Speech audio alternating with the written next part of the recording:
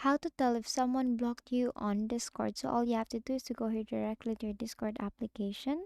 And what you're gonna do is first is to send a private message to the person or to the account that you are suspecting that blocked you.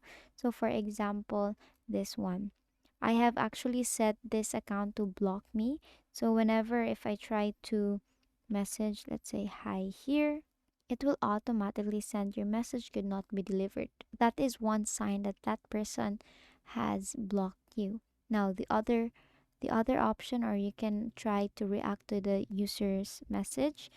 If you try to react to that, there is nothing going on with that message, so you cannot react to that user's message.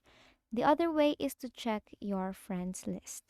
And to go to your friends list is to go here to your bottom part. You'll see you here, and of course tap on your friends, and you won't be able to see that person here. So that is the other sign that that person has blocked you.